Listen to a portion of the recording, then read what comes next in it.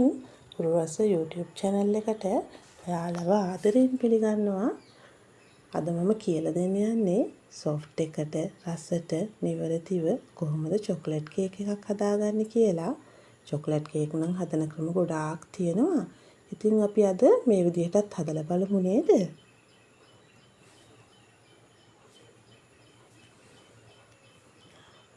පාන්පිටි gram 210ක් අරන් තියෙනවා. සීනි 250යි. මෙතන මාජරින් මම අරන් තියෙන්නේ ග්‍රෑම් 250. බිත්තර 5ක් අරගෙන තියෙනවා. ඔයාලා ගන්නකොට 250ක් වෙන්නේ කිරලා ගන්න. chocolate powder ග්‍රෑම් 40යි. baking powder තේ හැඳි 2යි. ඒ වගේම වැනිලා තේ හැඳි 2යි.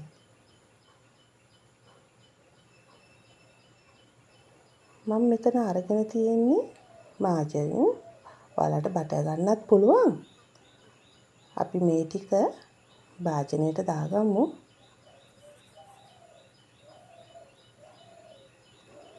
මම සීනි අරගෙන තියෙන ග්‍රයින්ඩ් කරලා. ලොකු කැට සීනි තියෙනවා නම් ඔයාලත් ග්‍රයින්ඩ් කරලා ගන්න. සීනි මාජරිනුයි එකටම දාලා තමයි මම අද බීට් කරන්නේ. මොකද බටර් වලට වැඩිය මාජරින් soft. ඔයාලා බටර් ගන්නවා නම් විනාඩි 2ක් බීට් කරලා ඊළඟට සීනි එකතු කරගන්න. ඉතින් අපි සීනි මාජරින් මිශ්‍රණය විනාඩි 12ක් 15ක් විතර හොඳින් බීට් කරගමු.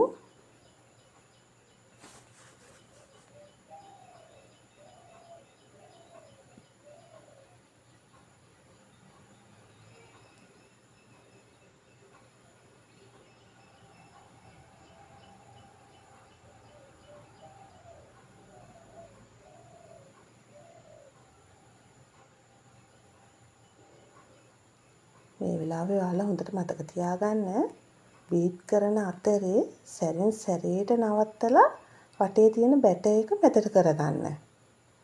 නැත්තම් වටේ සීනි කැට ඉතුරු වෙනවා. කොහොමත් අපිට මේ වෙලාවේ සීනි වලින් 80%ක් වගේ තමයි දිය කරගන්න පුළුවන් වෙන්නේ. හැබැයි ඔයාලා බය වෙන්න එපා. බිත්තර වලින් අපිට ඉතුරු ටික දිය කරගන්න පුළුවන්.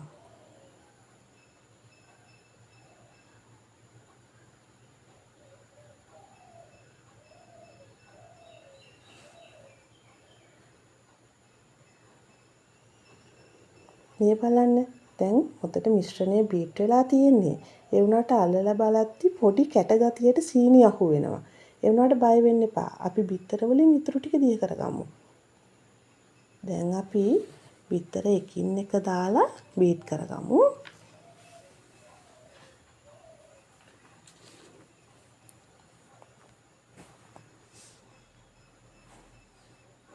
එක බිත්තරයක් ඔයාලා විනාඩි 2ක් වගේ බීට් කරගන්න.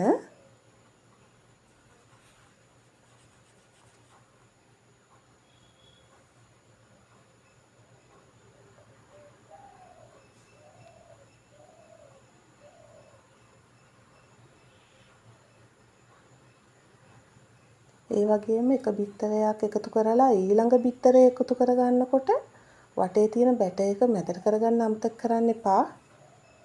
නැත්තම් සීනි ටික දිය කරගන්න බැරුව යයි.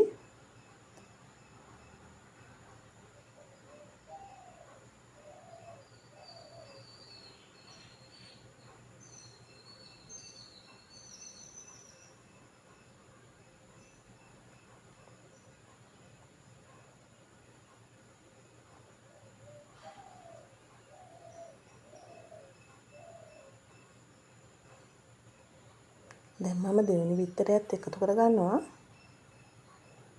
මේ විදිහට ඔයාලා වෙලාව අරගෙන බිත්තර පහම හොඳට බීට් කරගන්න.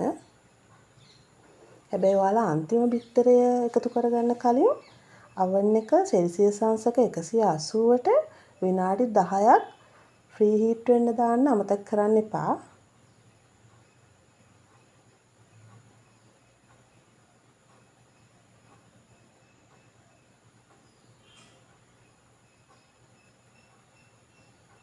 මේ බලන්න දැන් බැටර් එක හොඳට හැදිලා තියෙනවා.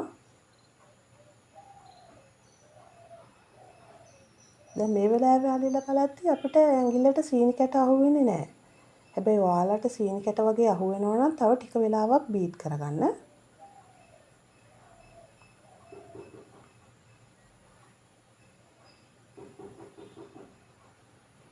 දැන් මම පිටි ටික හලා ගන්නයි යන්නේ. මම මෙතන පිටි ග්‍රෑම් 210ක් අරන් තියෙනවා. ඒකට චොකලට් පවුඩර් ග්‍රෑම් 40ක් ඒකටම මම දාගන්නවා.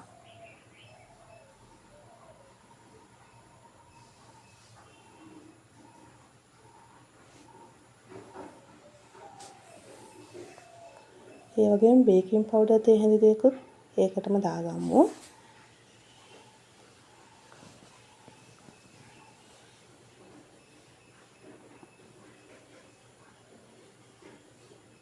ඔයාලා මේ මිශ්‍රණය 3 පාරක් හලා ගන්න.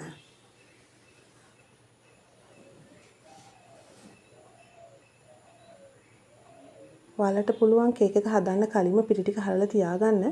හැබැයි එහෙම කරනවා නම් ඔයාලා පිටි මිශ්‍රණය පොඩ්ඩක් වහලා තියන්න ඕන. නැත්තම් බේකින් පවුඩර් ටික ඇක්ටිව් වෙන්න බලනවා.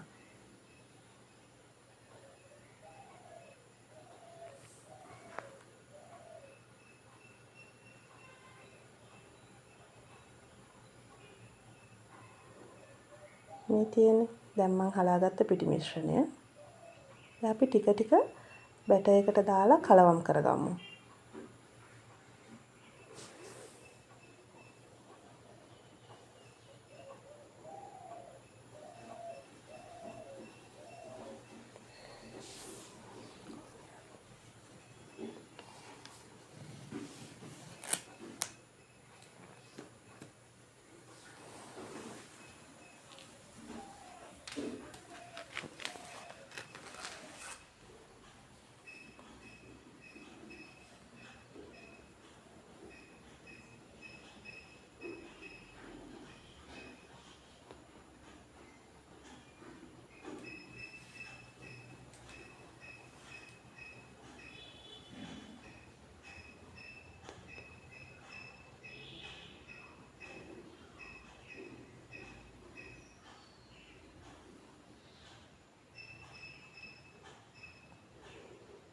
මම මෙතන කිරි කෝප්ප කාලක් අරන් තියෙනවා. අපි ඒකත් ටික ටික දාලා කලවම් කරගමු.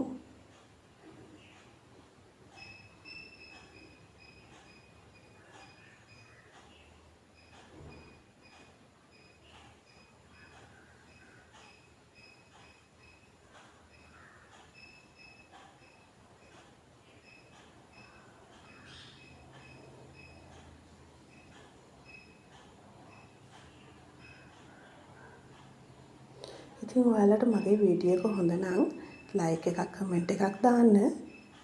ඒ වගේම මාව සබ්ස්ක්‍රයිබ් කරන්නත් අමතක කරන්න එපා.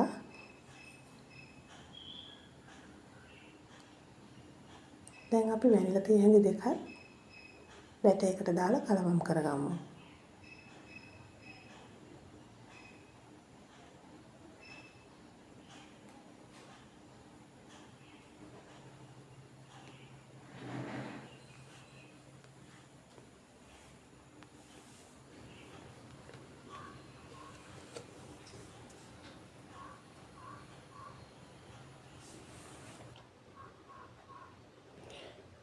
දැන් මම ආයේ තප්පර 30ක් විතර බැටර් එක බීට් කරගන්නවා. මොකද අපි කොච්චර කලවම් කළත් ඇතුලේ පිටි කැට වගේ හිටින වෙලාවල් තියෙනවා. ඒ නිසා මම බැටර් එක තප්පර 30ක් වගේ බීට් කරගන්නවා. එහෙම කළා කියලා කේක් එකට කිසිම ප්‍රශ්නයක් වෙන්නේ නැහැ. මේ බලන්න. දැන් බැටර් එක හොඳට ඇවිල්ලා තියෙනවා. මම මෙතන අරන් තියෙන්නේ 9x9 ට්‍රේ එකක්. කලින්ම මම බේකින් ෂීට් දාලා බටර් ගාලා ට්‍රේ එක හදාගෙන තියෙන්නේ. දැන් අපි බැටර් එක ට්‍රේ එකට දාගමු.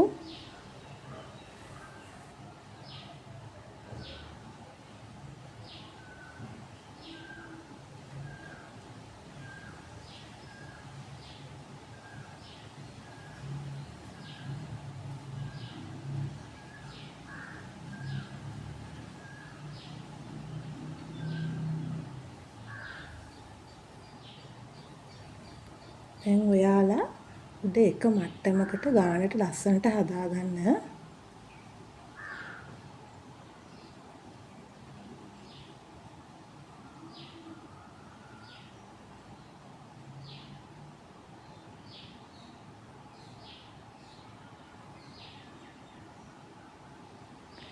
දැන් ටිකක් තදින් මේසෙට තට්ටු කරගන්න ඕන අපි කේක් ට්‍රේ එක.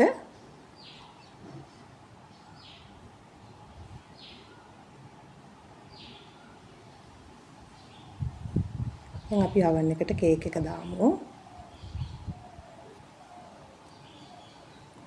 මම සෙල්සියස් අංශක 180ට විනාඩි 45ක් කේක් එක බේක් වෙන්න දානවා.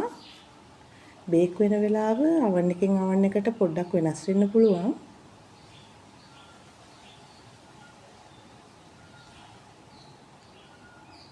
අපේ කේක් එක බේක් වෙලා අපි මේ වෙලාවේ ටූත් පික් එකක් ගහලා බලමු මොකද වෙලා තියෙන්නේ කියලා. මේ බලන්න ටූත් පික් එකේ කිසිම දෙයක් ගෑවෙන්නේ නැහැ. ඒ හින්දා අපිට කේක් එක හොඳට බේක් වෙලා කියලා ඒකෙන් හොයාගන්න පුළුවන්. දැන් කේක් එක ටිකක් නිවෙන්න දෙන්න ඕන. ඔයාලා ගාව කූලින් රැක් එකක් තියෙනවා නම් කේක් එක නිවෙන්න කූලින් රැක් එකට දාගන්න.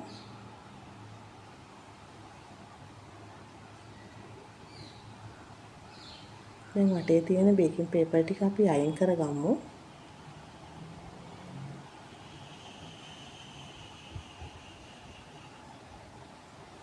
මේ බලන්න කොච්චර සොෆ්ට් එකට ඇවිල්ලා තියෙනවද කියලා.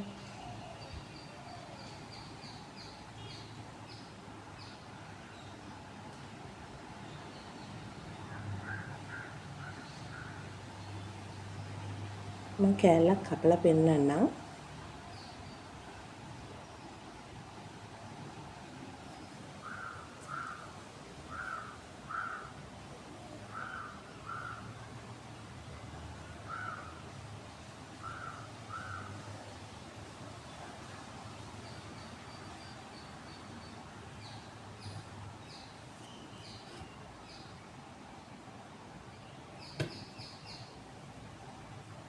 මේ බලන්න කොච්චර සොෆ්ට් එකට තියනවද කියලා.